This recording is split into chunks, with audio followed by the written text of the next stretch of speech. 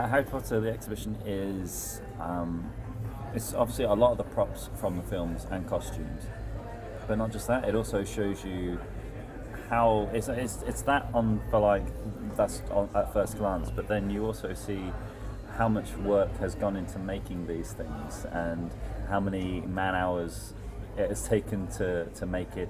How many people have worn certain things, and for us personally, it's really like looking at something and having memories come back from 10 years ago. Like we see the Philosopher's Stone in there, which is actually there.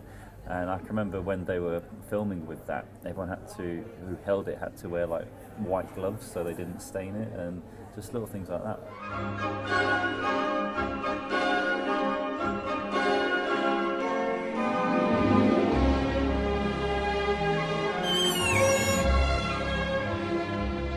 It's always with you the whole time, so which is great. I mean, we've been fortunate enough to be invited to different countries to promote.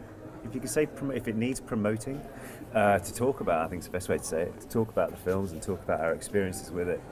And it's fantastic because it's a worldwide thing. You can go. We've been to Asia. We've been to up in South America. We've been to like all over the globe with it, and even just to come to, and even going to non-speaking English countries, you know, and you see the translation and stuff like that. It's quite unique.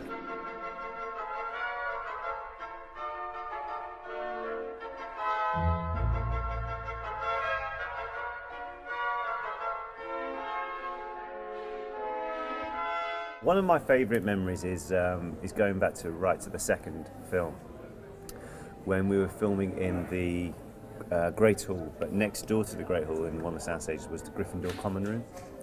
And it was early in the morning, and at the time it was the World Cup when it was in Japan, and England were playing. So there was about 50 people or so in the Gryffindor Common Room with a TV set up at 6 a.m. watching the England game, and then go straight to filming in the Great Hall next door. That was really cool.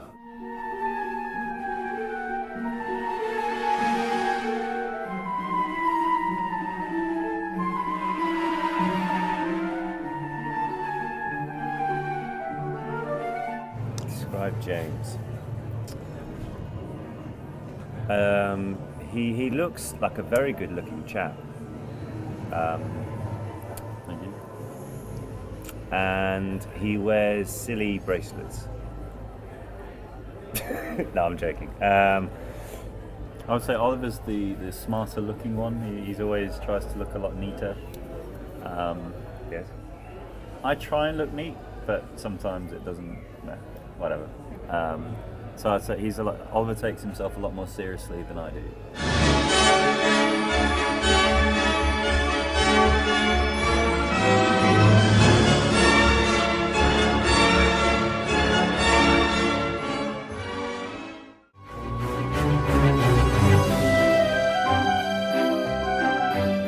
Hi, James and Oliver Phelps, thank you for being here. So you played Fred and George Weasley in Harry Potter movies. Mm-hmm. I wanted to know, which fictional character did you dream to play when you were kids?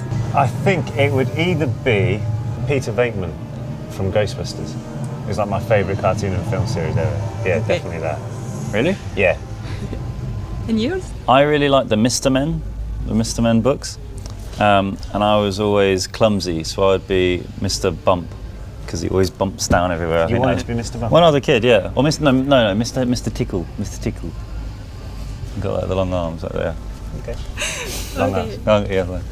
Okay, and Fred and George Weasley are very disorderly students. What kind of student were you when you were at their age? I was a pretty geeky student, really.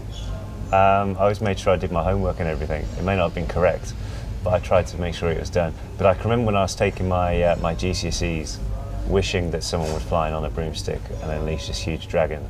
That would have been amazing. But it didn't happen, unfortunately.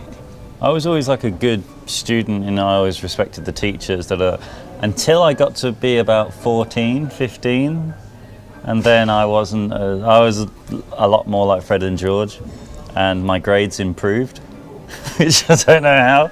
Don't do that. Be nice to your teachers, but I was very good until I was about 14, 15, yeah. what is your favorite tricks by Fred and George? One of the skiving snack boxes gives people the mumps, and there's this lad whose glands just swell and swell. That's my favourite that I saw them do. I think for nostalgia, I would say the first time people ever meet Fred and George is when they say to their mum, "He's not Fred, I am."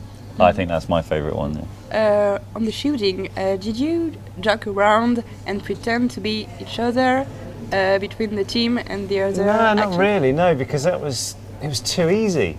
If you're going to do a joke like that, I don't know. We never really did it. No,